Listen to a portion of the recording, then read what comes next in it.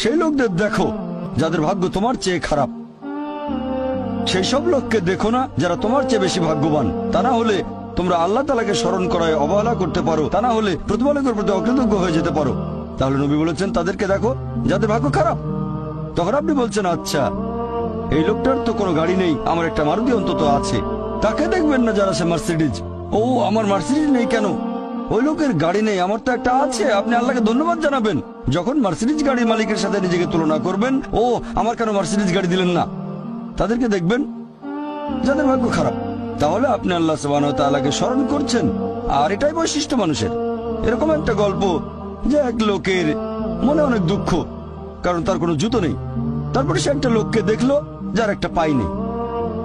লোকটা অভিযোগ করতো আল্লাহর কাছে যে জুতো নেই, আল্লাহর কাছে অভিযোগ করতো আমার কোনো জুতো নেই। তারপর সেই লোকটাকে দেখলো যার একটা পা নেই। তখন সে আল্লাহকে ধন্যবাদ জানালো, আমার অন্তত দুটো পা আছে।